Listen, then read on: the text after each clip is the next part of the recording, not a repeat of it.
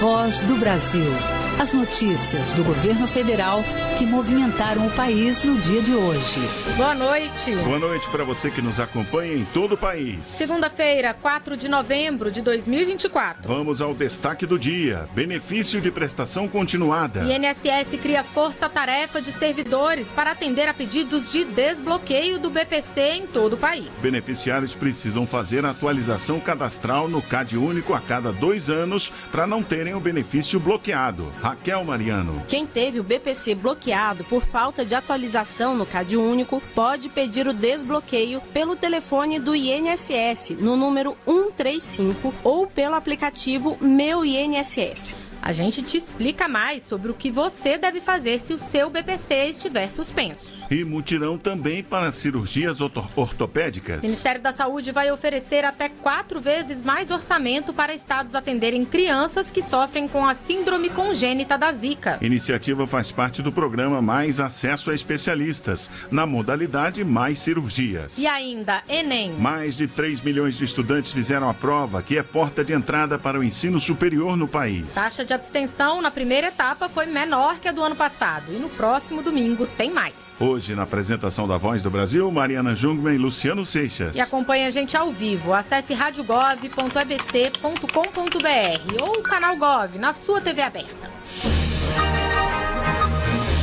O INSS montou uma força-tarefa de servidores para atender a quem teve o benefício de prestação continuada bloqueado por falta de atualização cadastral. A procura por informações sobre o desbloqueio do benefício lotou agências do órgão em todo o país. É que todos os beneficiários do BPC precisam fazer ou atualizar seus dados no Cadastro Único de Programas Sociais, o CadÚnico, a cada 2 anos. Mas eles não precisam ir a uma agência do INSS, sim a um centro de referência em assistência social. Entenda melhor na reportagem. A ex-artesã da cidade de Faria Lemos, interior de Minas Gerais, Lúcia Monteiro Rocha, de 78 anos, já não consegue mais trabalhar com a sua principal ferramenta, as mãos. Hoje, sua única fonte de renda é o benefício de prestação continuada, que usa para pagar os gastos do mês. Consigo fazer minhas compras, comprar meus legumes, minhas frutas, consigo pagar minha água, minha luz, então foi uma mudança para melhor.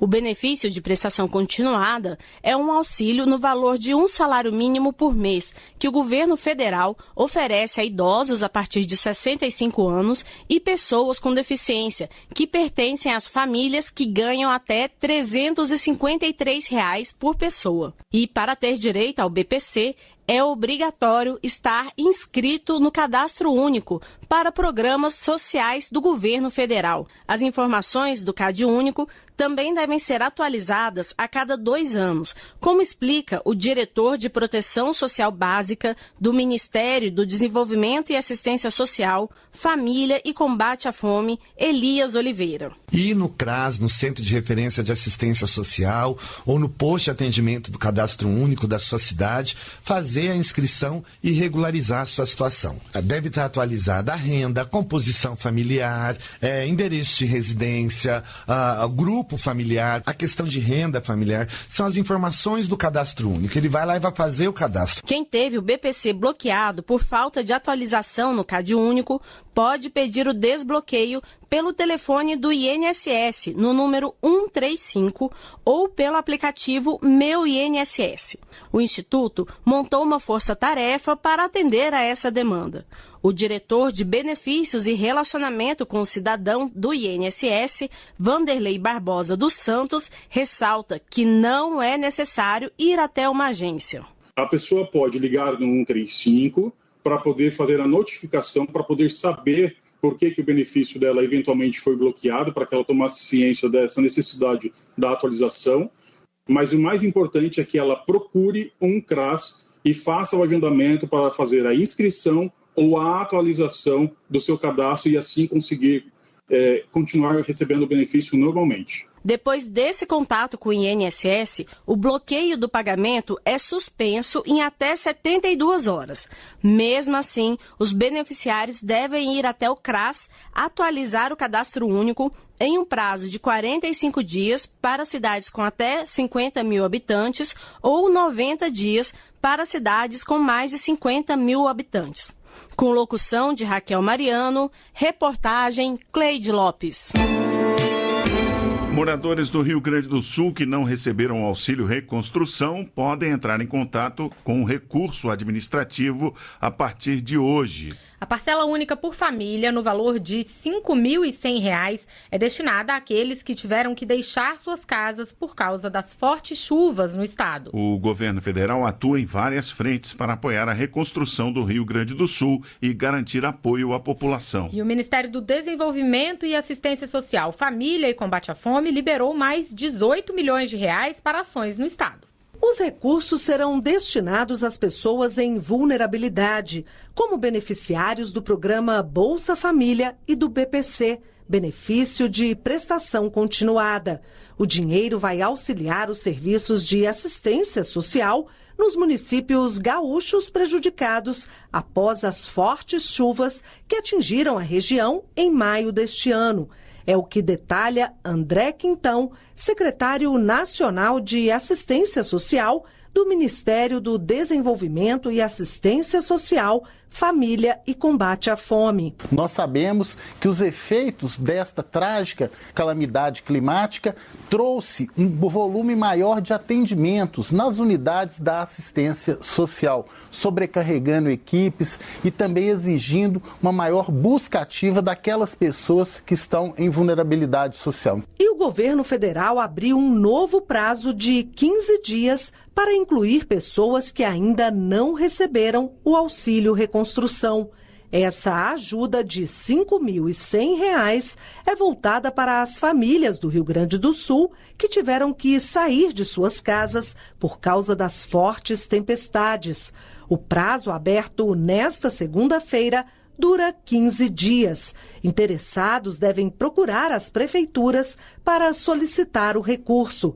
Até agora, cerca de 400 mil cadastros de 253 cidades foram aprovados para receber o auxílio reconstrução. No total, o governo federal já liberou mais de 100 bilhões de reais para a reconstrução do Rio Grande do Sul. Os recursos estão auxiliando, por exemplo, na segurança alimentar, defesa civil, na compra de medicamentos, alimentação escolar, aquisição de arroz, reconstrução de rodovias, reconstrução de escolas e creches e novas moradias. Reportagem Luciana Colares de Holanda. Nos anos de 2015 e 2016, os estados de Pernambuco e Bahia foram os mais afetados pela epidemia de Zika, uma das doenças transmitidas pelo mosquito Aedes aegypti. Agora, um mutirão de cirurgias ortopédicas será realizado para reabilitar crianças afetadas pela síndrome congênita da Zika, problema criado pela doença durante a gestação. Além de garantir medicamentos e acompanhamento para as crianças, o Ministério da Saúde vai lançar uma política nacional para a prevenção da doença. E 1 bilhão e 500 milhões de reais também serão aplicados no combate à dengue. Os estados de Pernambuco e Bahia vão receber recursos para a realização de cirurgias de quadril em 262 crianças com a síndrome congênita do vírus Zika. Para o mutirão de cirurgias, o Ministério da Saúde vai disponibilizar especialistas. Os 2 estados foram os mais afetados pela epidemia de Zika entre os anos de 2015 e 2016. A doença é transmitida pelo mosquito Aedes aegypti, o mesmo que transmite a dengue. Germana Soares, que é mãe de um menino afetado pela Zika e presidente da Associação União Mães de Anjos, falou sobre a importância da iniciativa. Será extremamente importante para o futuro dos nossos filhos. Talvez o tratamento adequado não chegou a tempo para muitos dos nossos, mas que esses frutos da nossa luta ajudem os próximos. O Ministério da Saúde também vai realizar oficinas de capacitação sobre a Zika nos 8 estados que foram mais afetados pela doença: Bahia, Pernambuco, Paraíba, Rio de Janeiro, Sergipe, Ceará, Rio Grande do Norte e Piauí. A ministra da Saúde, Nízia Trindade, afirmou que o governo adotará uma política nacional para a prevenção e tratamento da Zika. O Ministério da Saúde adotará medidas para disponibilizar medicamentos e oferecer apoio psicossocial para mães e cuidadores.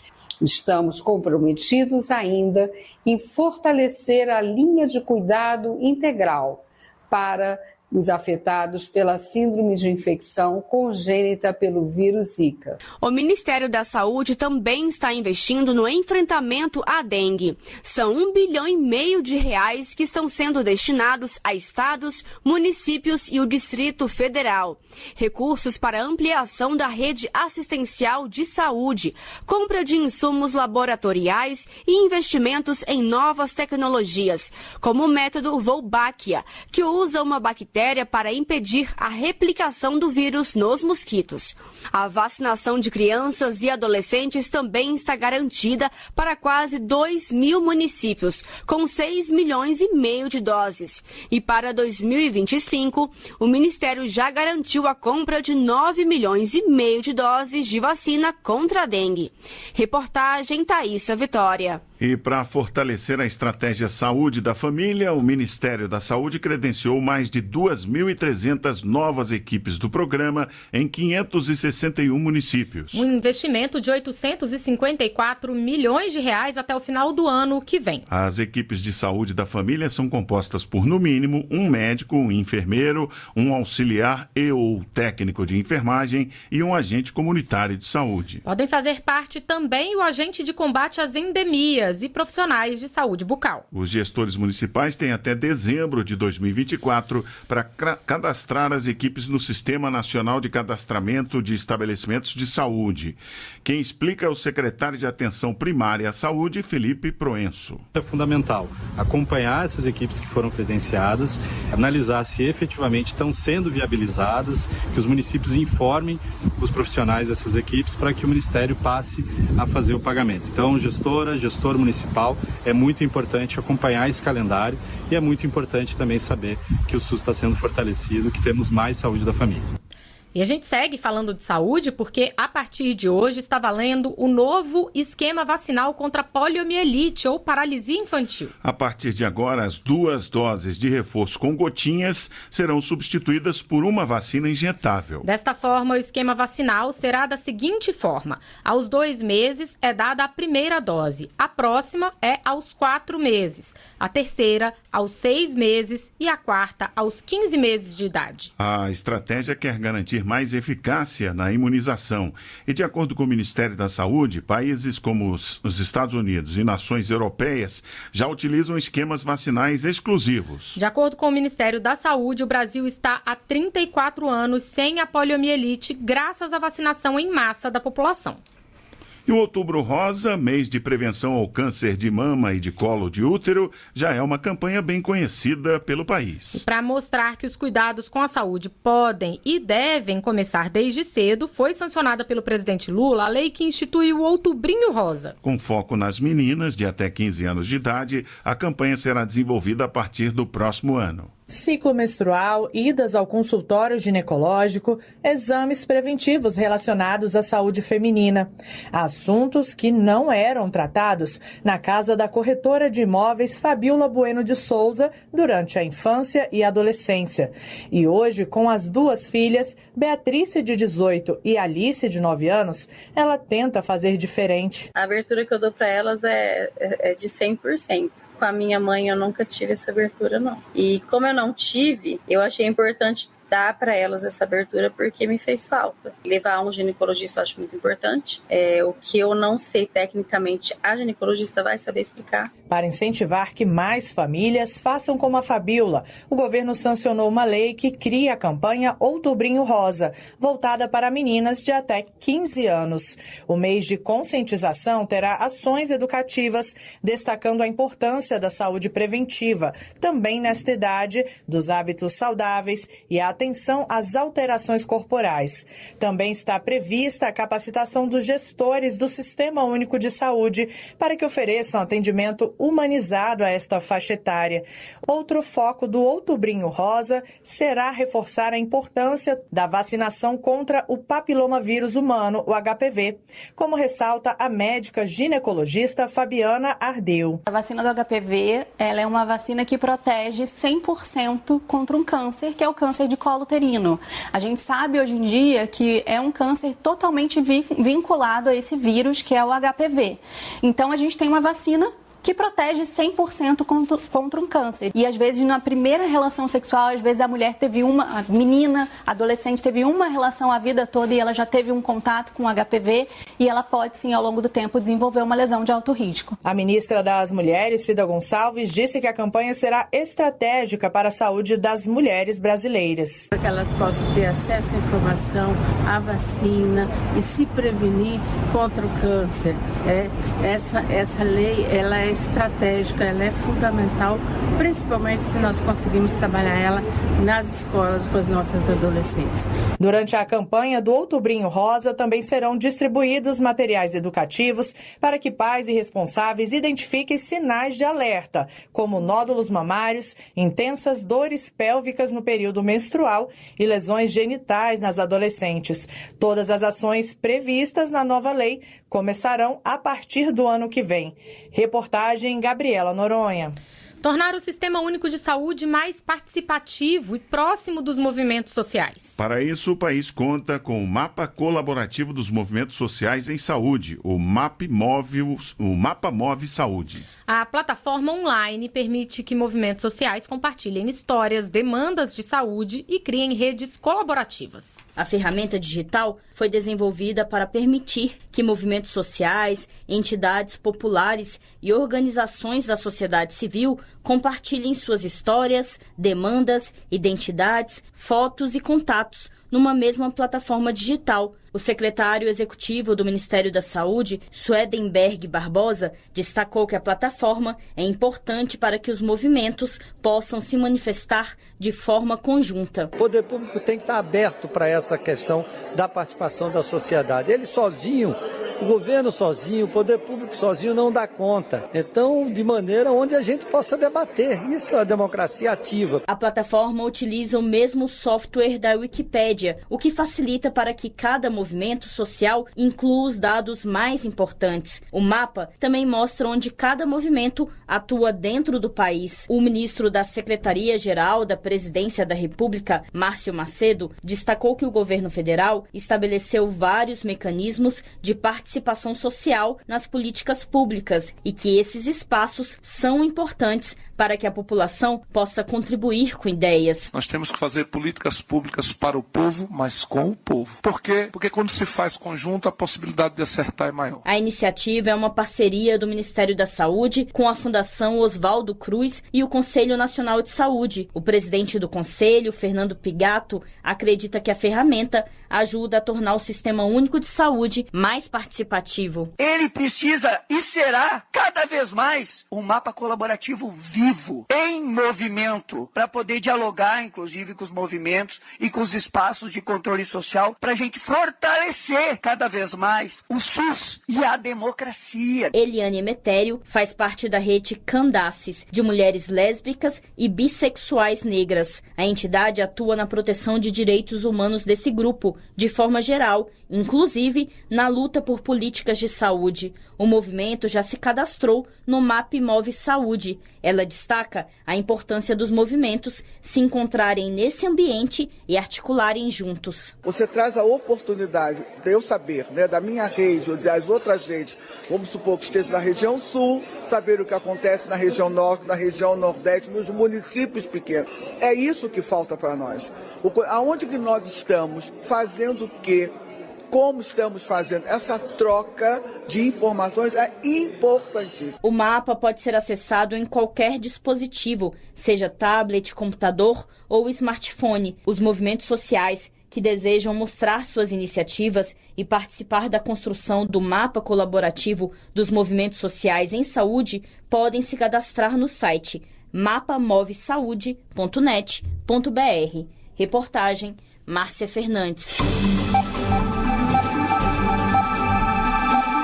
Mais de 3 milhões de candidatos fizeram as provas do Exame Nacional do Ensino Médio neste domingo em todo o país. Isso representa 73,4% dos inscritos, um aumento de 1,5% em relação ao Enem de 2023. De acordo com o Ministério da Educação, o exame teve uma grande participação de estudantes que concluíram o ensino médio em escolas públicas. E o presidente Lula visitou a sala de monitoramento do Enem em Brasília. As provas de linguagens e ciências humanas e redação foram aplicadas em 1.753 municípios brasileiros. Ao todo, foram 5 horas e meia de provas para os participantes regulares e 6 horas e meia para aqueles que solicitaram tempo adicional.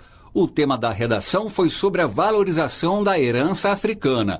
A estudante Marina Felipe Cunha não teve dificuldades com a redação. Eu abordei o preconceito que tem na sociedade, né, a respeito dos povos africanos e também a supremacia ali da cultura europeia, né, e os desafios. Antes do início das provas, o presidente Lula visitou a sala de monitoramento do exame na sede do INEP em Brasília. Educação, ele é um símbolo de independência de homem e de mulher.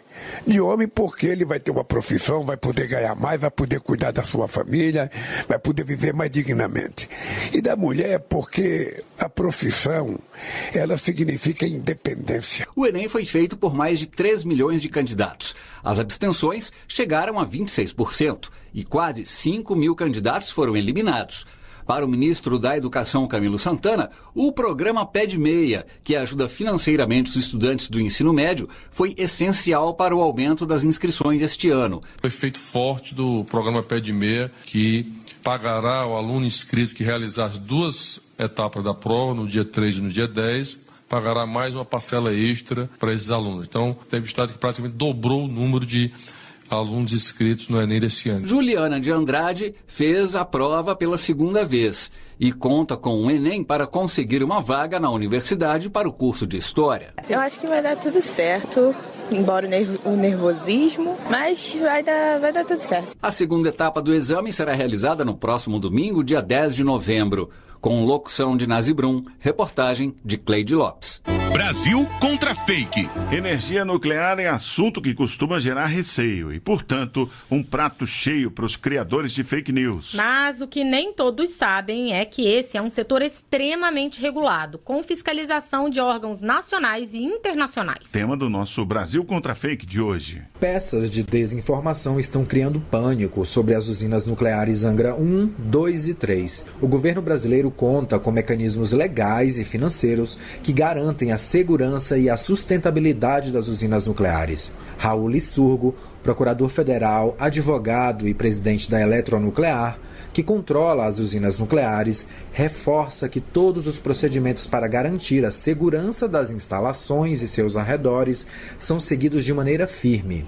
É primordial destacar que a segurança das usinas nucleares é uma questão inegociável e o principal pilar da nossa operação. E não é só a Eletronuclear que afirma isso.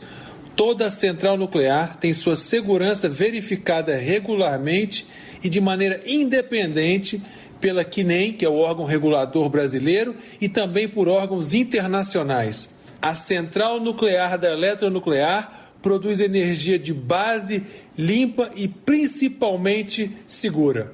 A legislação brasileira determina que a eletronuclear mantenha um seguro que cubra eventuais danos, além de um fundo destinado a financiar as operações de desmonte das usinas quando elas forem desativadas. Quanto ao combustível nuclear já utilizado nos reatores, o material permanece dentro da central nuclear em uma unidade de armazenamento própria para isso, sem contato com o exterior.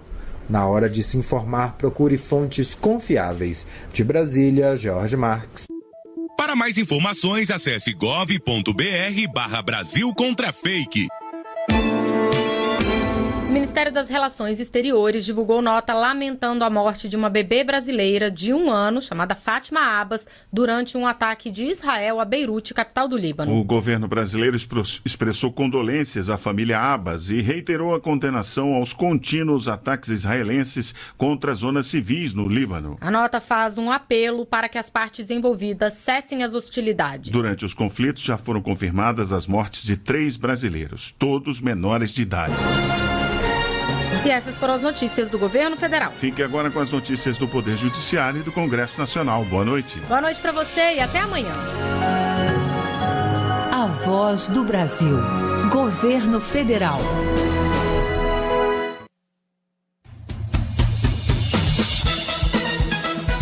Você vai ouvir agora notícias do Poder Judiciário. STF convoca representantes do Ministério do Desenvolvimento Agrário para a comissão do marco temporal. CNJ faz consulta pública para definir metas nacionais do Judiciário para 2025. Pescadores do litoral norte de São Paulo vão ser indenizados por vazamento de óleo. Boa noite, eu sou Ariana Fonseca. E eu sou Walter Lima. Supremo Tribunal Federal convoca representantes do Ministério do Desenvolvimento Agrário para atuar na comissão especial do STF, que discute a lei do marco temporal. O ministro Gilmar Mendes, relator de 5 ações sobre o tema, determinou a indicação de um representante titular e um substituto. Neto Costa.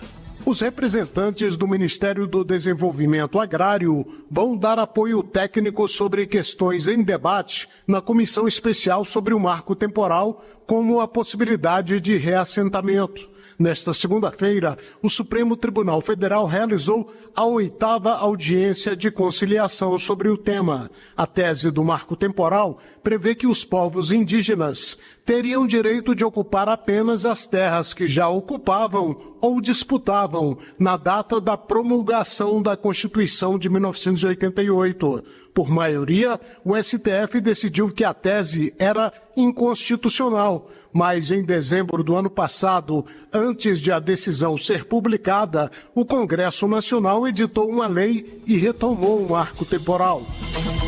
Conselho Nacional de Justiça abre consulta pública para que a sociedade contribua na definição das metas nacionais do Judiciário para 2025. As sugestões podem ser enviadas por formulário disponível no site do CNJ até 8 de novembro. Marcelo Della Libera. As metas em vigor desde 2009 buscam melhorar os serviços da Justiça, que serão votadas em dezembro, durante o 18º Encontro Nacional do Poder Judiciário. Entre elas estão o estímulo à conciliação, a prioridade para o julgamento de processos antigos e de crimes contra a administração pública, além da redução da taxa de congestionamento. A formulação dessas metas segue as diretrizes da Resolução CNJ 221 de 2016, que incentiva a gestão participativa e democrática.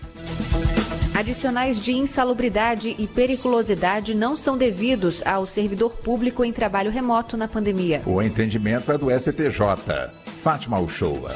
Em mandado de segurança, o sindicato defendia a continuidade do pagamento dos adicionais no teletrabalho. O Tribunal de Justiça de Rondônia denegou a ordem e a segunda turma do STJ negou o recurso. Para o relator ministro Teodoro Silva Santos, como a legislação estadual não trata da questão, deve ser aplicada por analogia à lei que institui o regime jurídico dos servidores civis federais, a qual define que o adicional pode ser suspenso se as condições insalubres ou perigosas que deram causa ao pagamento forem eliminadas, o que ocorreu nesse caso, já que os servidores estão trabalhando em casa. Terceira turma do TST decide que filho tem direito à indenização por acidente que deixou o pai incapacitado. O acidente ocorreu antes do nascimento da criança. Larissa de Paula. A mãe, ainda grávida, acionou a justiça contra a metalúrgica e uma igreja onde o marido prestava serviço. Ele ficou com sequelas graves depois de cair do telhado enquanto trabalhava. A terceira turma do Tribunal Superior do Trabalho reconheceu o direito à indenização por dano moral de R$100 mil à criança que ainda não tinha nascido. O colegiado argumentou que a condição do bebê em gestação é suficiente para pedir a reparação sem necessidade de prova de sofrimento ou vínculo afetivo com o pai.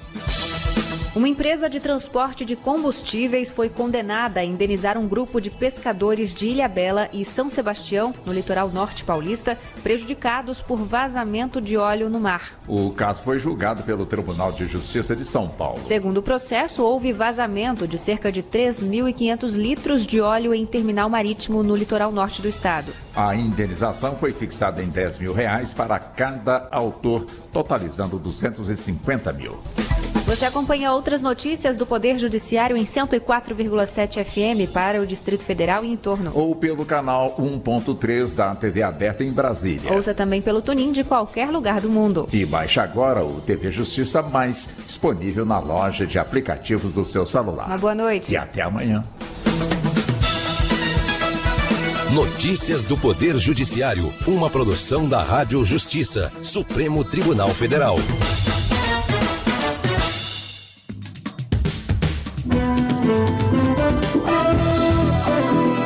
Está no ar o Jornal do Senado. Eu sou Paula Groba e estes são os destaques de hoje do Jornal do Senado, que começa agora. Avança projeto que cria alertas para celulares sobre crianças desaparecidas. Aposentadoria especial para atletas é aprovada na Comissão de Esporte. Baixa representatividade de mulheres na política será tema de debate no P20. Boa noite. Mais de 30 mil crianças e adolescentes de até 17 anos estão desaparecidos no Brasil. É o que mostram os dados mais recentes do Sistema Nacional de Localização e Identificação de Desaparecidos do Conselho Nacional do Ministério Público.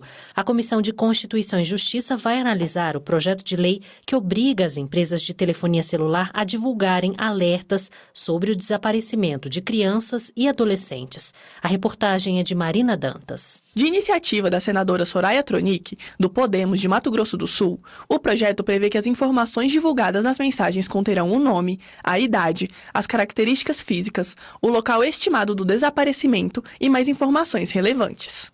Imagens da criança e do adolescente também poderão ser compartilhadas. As companhias prestadoras do serviço móvel deverão encaminhar as mensagens a todos os usuários que estiverem na área onde foi relatado o desaparecimento, em um prazo de até 1 hora após o comunicado oficial das autoridades competentes.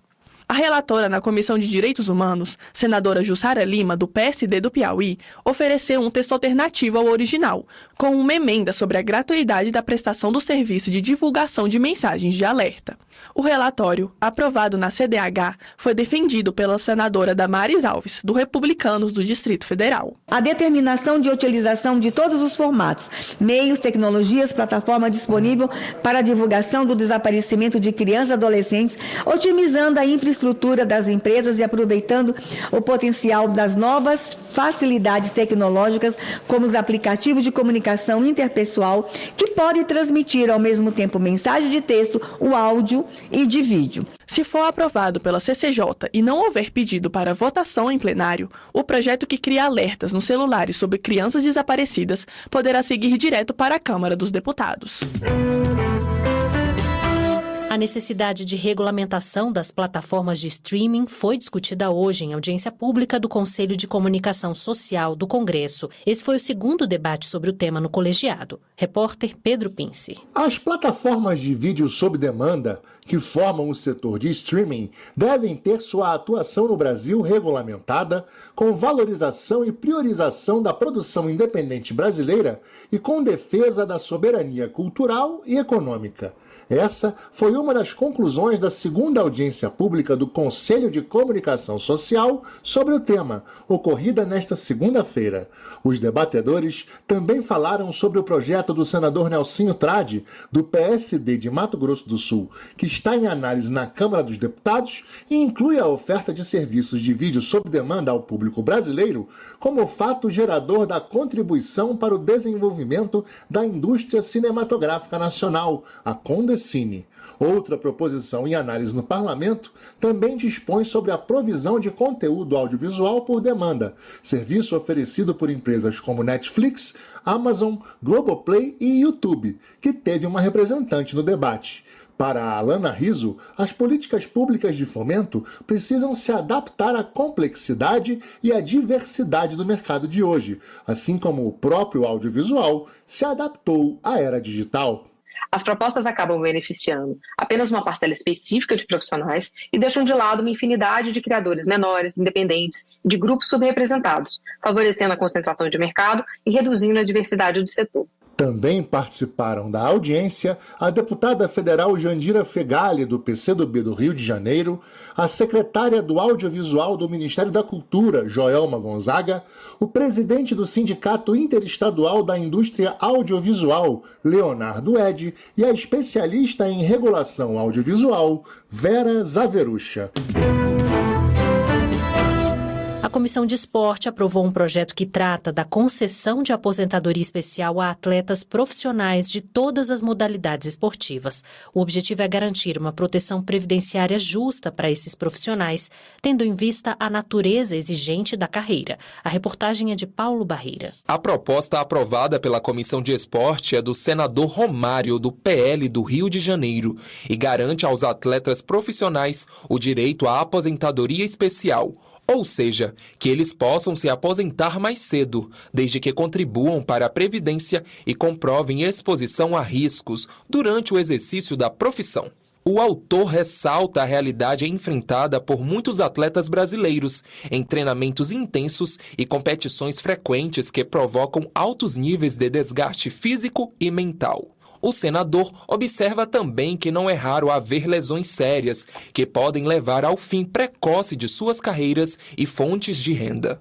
O relator da proposta, senador Carlos Portinho, também do PL do Rio de Janeiro, acredita que a medida é fundamental para corrigir uma lacuna na legislação previdenciária. Não há dúvidas de que os atletas profissionais, em sua maioria, atuam em condições que podem ser prejudiciais à sua integridade física e, de fato, o intenso treinamento físico a que sujeita esses atletas, aliado à carga de estresse na busca por resultados esportivos, gera um desgaste físico maior nesses trabalhadores do que ocorrido em profissões convencionais. O projeto segue para análise da Comissão de Assuntos Sociais.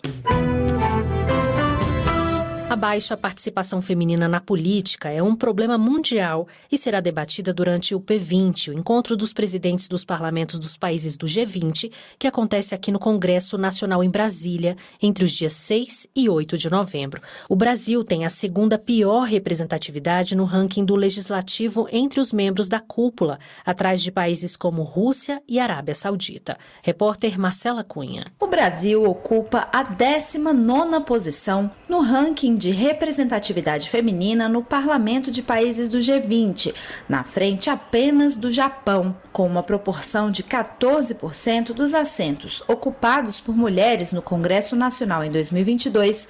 O Brasil está longe de alcançar a paridade de gênero, conquistada pelo México em 2018 e pela vizinha Argentina, que já conta com 45% de representantes mulheres. Esse tema será debatido no primeiro dia da 10ª cúpula do P20, grupo que reúne os presidentes dos parlamentos dos países com as maiores economias do mundo. Para a senadora Leila Barros, do PDT do Distrito Federal, a dificuldade para se atingir a paridade envolve problemas como a violência política, que busca afastar as mulheres dos espaços de poder e decisão. O maior desafio é esse. Além da maior participação, é incentivar as mulheres para que elas acreditem em seus potenciais e para que elas possam exercer, sim, esses postos de comando e também de trabalhar aqui no Legislativo. Nós precisamos do olhar feminino. No dia 6 de novembro, 3 grupos de trabalho envolvem questões de gênero no P20, promovendo a justiça climática e o desenvolvimento sustentável, sob a perspectiva de gênero e raça, mulheres no poder, ampliando a representatividade feminina em espaços decisórios e combatendo desigualdades de gênero e raça e promovendo a autonomia econômica das mulheres. E a tradicional Feira do Livro de Porto Alegre, considerada patrimônio imaterial da capital gaúcha, teve início neste fim de semana e segue até o dia 20 de novembro. O evento é um marco na retomada das atividades culturais da cidade após a enchente que afetou o Rio Grande do Sul no primeiro semestre deste ano. A Livraria do Senado Federal participa com uma seleção de obras lançadas pelo Conselho Editorial nas áreas de história, legislação, direitos humanos, entre outros. O estande do Senado também recebe oficinas e rodas de conversa sobre ações como o portal E-Cidadania e o programa Jovem Senador. A diretora-geral do Senado, Ilana Trombica, destacou a importância dessa participação. Na verdade, essa Feira do Livro se reveste de significados. É a Feira do Livro após a grande enchente de maio, onde essa área da cidade ficou completamente submersa pelas águas. E não ter deixado de fazer a Feira do Livro, na sua edição número 70, mostra um pouco da resiliência do povo gaúcho.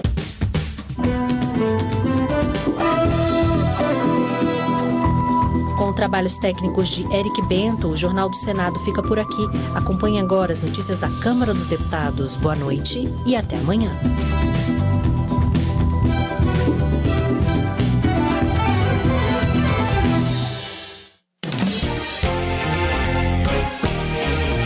Jornal Câmara dos Deputados. Congresso finaliza a preparação para o encontro de parlamentares do G20. Plenário pode votar novas normas para emendas ao orçamento da União. Deputados criticam recentes decisões do Supremo contra parlamentares.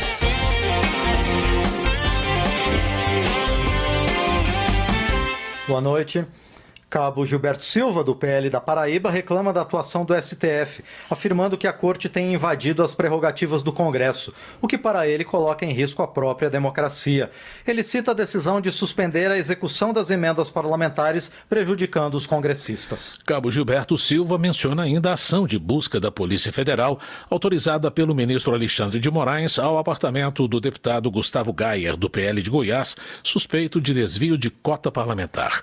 Para ele, a diligência desrespeita a inviolabilidade dos parlamentares e comprova a perseguição da Suprema Corte a deputados. Marcel Van Hatten, do Novo do Rio Grande do Sul, por sua vez, reclama de sua convocação para depor na Polícia Federal após denunciar suposto abuso de autoridade de um delegado da corporação. O deputado lembra do Instituto da Inviolabilidade Parlamentar. Ele também sugere que o STF ordene as investigações sobre o episódio ao invés de perseguir quem faz a denúncia.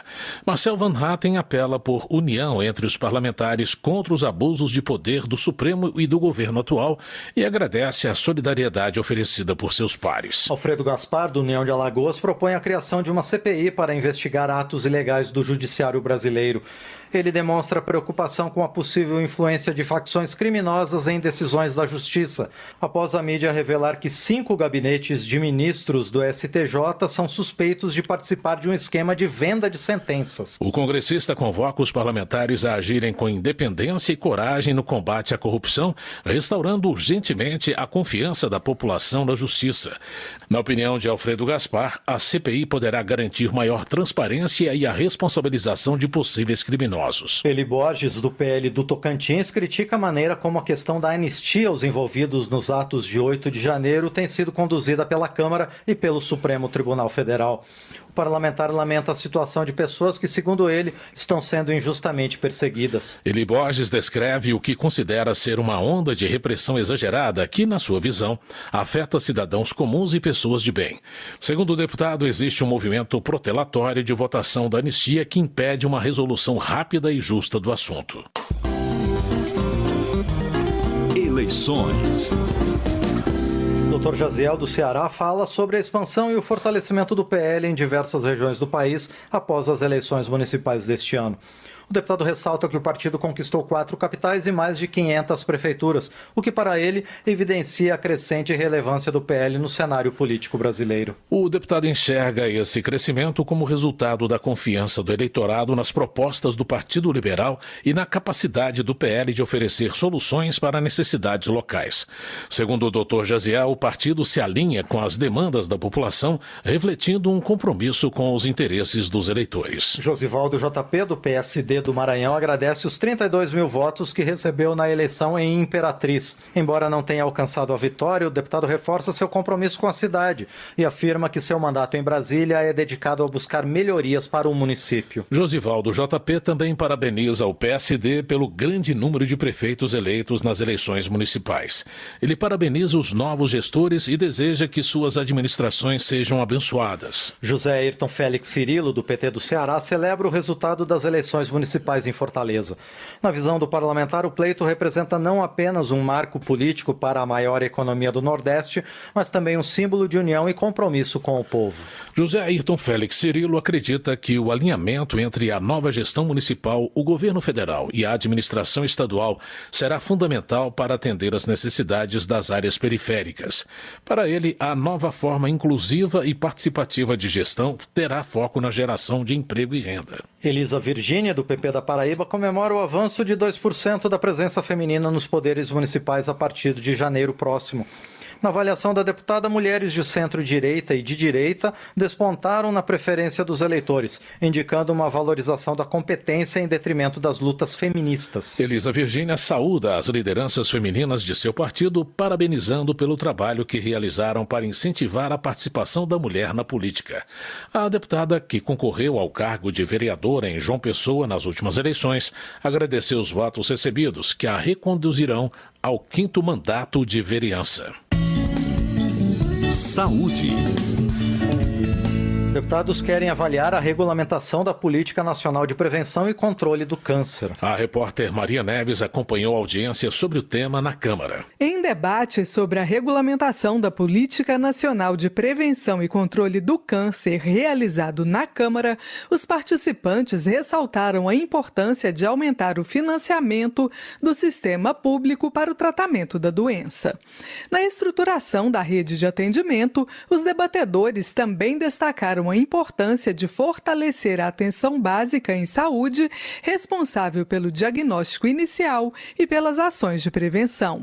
De acordo com a representante do Instituto Lado a Lado, Érica Rodrigues, pesquisa realizada pela instituição mostrou que a oncologia recebe apenas 1,17% do orçamento federal destinado à saúde. Os dados são de 2023, quando o governo investiu 4,750 bilhões no tratamento do câncer, segundo a pesquisadora.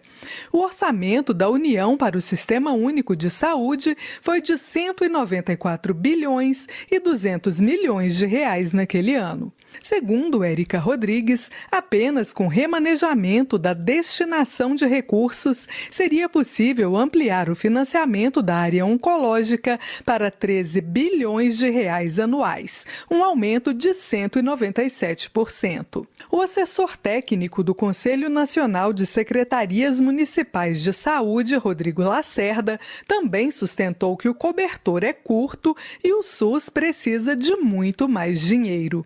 De acordo com ele, os municípios estão investindo 24% de seus recursos próprios em saúde, quando a lei determina que deveriam destinar 15%. Diante dessa reivindicação de mais verbas para a oncologia, o deputado Wellington Prado, do Solidariedade de Minas Gerais, cobrou do governo empenho na aprovação de projetos em análise na Câmara que destinam recursos ao setor.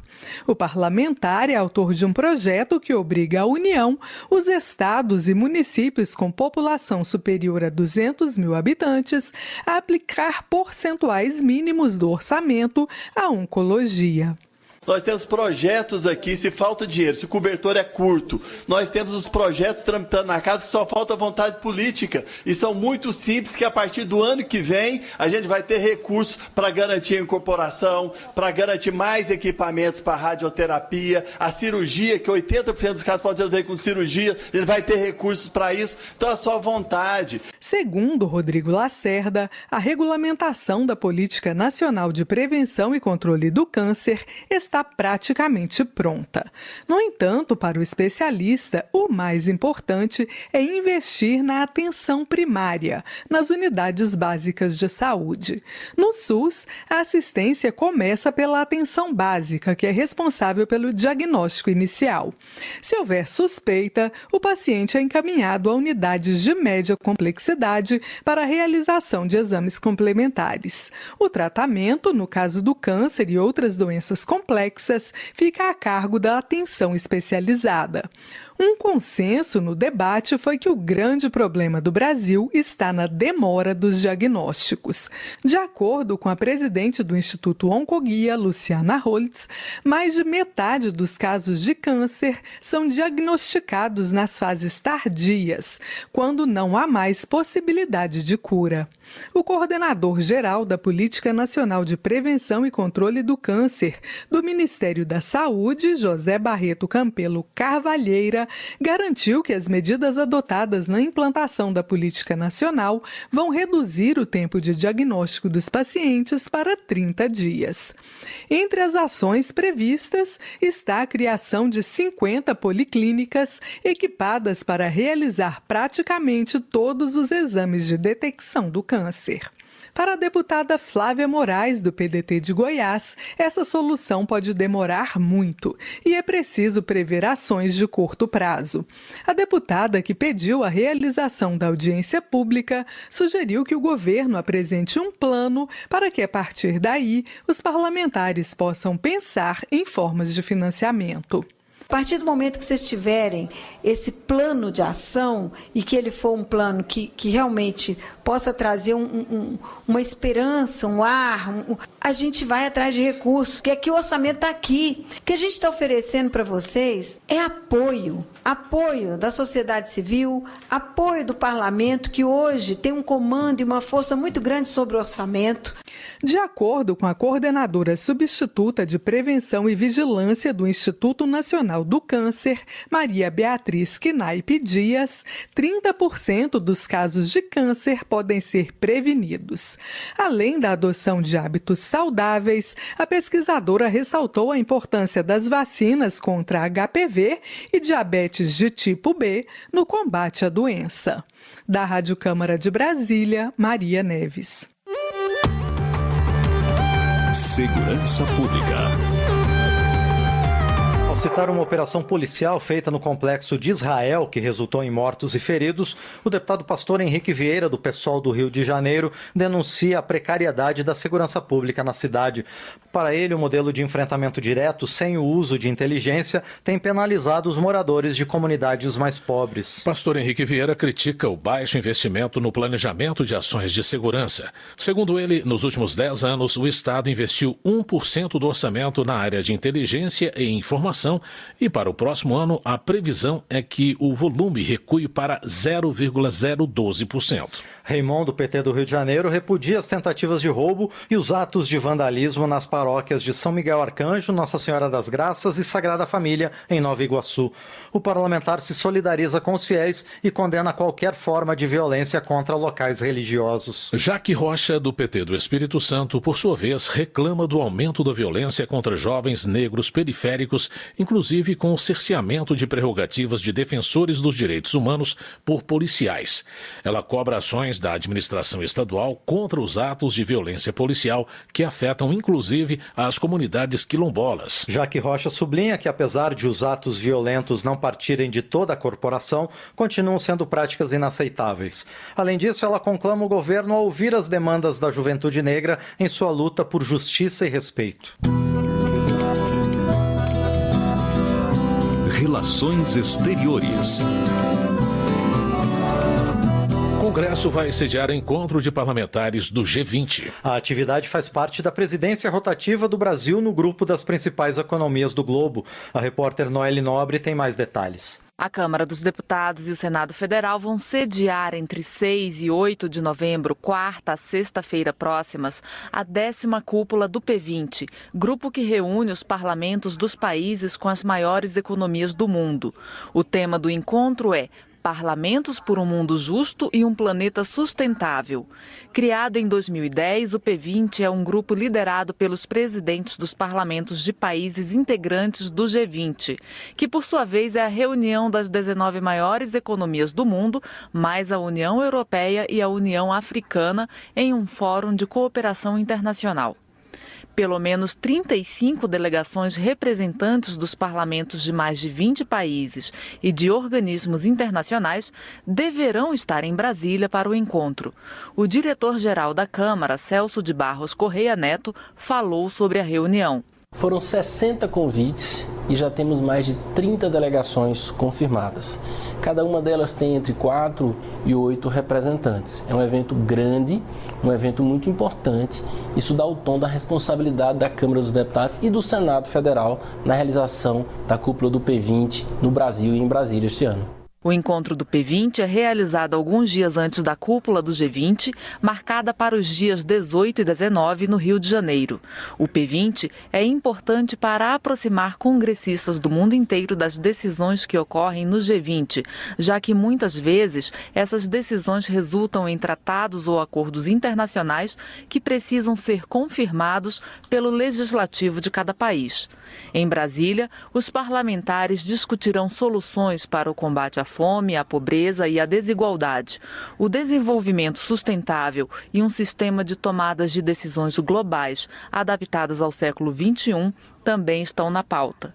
Durante os dias de evento, a Câmara suspenderá suas atividades normais por razões protocolares e de segurança e funcionará exclusivamente para o P20.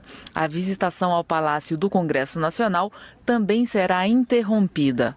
A Agência Câmara de Notícias, a TV Câmara e a Rádio Câmara farão a cobertura completa da 10ª cúpula do P20. Da Rádio Câmara de Brasília, Noelle Nobre. Trabalho. Carol D'Artora, do PT do Paraná, celebra a escolha de seu nome para relatar projeto que amplia as cotas nos serviços públicos, aumentando de 20% para 30% a reserva de vagas para pessoas negras, pardas, indígenas e quilombolas. A deputada considera a medida essencial para a promoção da igualdade e da justiça social no Brasil. Carol D'Artora afirma que o serviço público deve refletir a diversidade do país por meio de ações afirmativas de inclusão. Ela também aponta que o projeto foi desenvolvido com a participação de lideranças e movimentos sociais para atender às demandas de grupos historicamente excluídos na sociedade brasileira. Votação. Antes da reunião do P20, que é o grupo de parlamentares das 20 maiores economias do mundo, deputados querem votar as novas normas para as emendas ao orçamento. Quem tem mais informações sobre a pauta do plenário da Câmara é o repórter Cid Queiroz. O presidente da Câmara, deputado Arthur Lira, convocou reuniões deliberativas para segunda e terça-feira. Os deputados devem votar o projeto que regulamenta a execução de emendas parlamentares ao orçamento da União. Precisamos também estar atentos ainda à possibilidade da votação de um PLP que regulamenta a LDO, que pode ser essa semana e pode ser segunda ou terça da semana que vem, antes do P20. Nas últimas sessões, foram aprovados requerimentos de urgência para a votação do projeto que obriga o SUS e hospitais conveniados a realizar cirurgia reparadora de lábio leporino ou fenda palatina, da proposta que trata da instalação de sistemas de comunicação especiais em espaços públicos para auxiliar pessoas com necessidades complexas de comunicação, e do projeto que garante exame genético para diagnosticar HPV pelo Sistema Único de Saúde. A deputada fluminense Laura Carneiro, do PSD, é uma das autoras dessa proposta. O projeto é muito importante, eu fiz ao lado do deputado Wellington Prado. Trata da possibilidade de salvar milhares de mulheres nesse país que sofrem de câncer de colo do útero. O exame do HPV possibilitará que milhares de mulheres não sofram essa doença, muito melhor do que o Papa Nicolau, que é conhecido de todas as mulheres brasileiras. A partir de quarta-feira, o plenário cedia a 10ª reunião de cúpula de presidentes de parlamentos dos 20 países mais ricos do mundo, o P20. Da Rádio Câmara de Brasília, Cid Queiroz. Termina aqui o Jornal Câmara dos Deputados, com trabalhos técnicos de Everson Urani e apresentação de Márcio Aquiles Sardi e José Carlos Andrade. Uma ótima noite para você. Você ouve agora o Minuto do TCU. Boa noite. Minuto do TCU. O Tribunal de Contas da União lançou o caderno temático sobre desenvolvimento da indústria, comércio, serviços e desenvolvimento regional. A publicação consolida os resultados de 46 auditorias realizadas no setor entre 2015 e 2024. O objetivo é oferecer à sociedade informações objetivas e acessíveis sobre a fiscalização em áreas essenciais da economia brasileira. A divulgação promove a transparência e amplia a compreensão do público sobre as ações do governo. Entre os principais temas abordados estão a regulação de setores estratégicos, impacto do turismo, gestão do Sistema S e incentivos à inovação tecnológica. A nova edição também traz análise detalhada dos programas emergenciais de crédito criados para reduzir os efeitos econômicos da pandemia da Covid-19. Saiba mais em tcu.gov.br. TCU – Fiscalização a serviço da sociedade.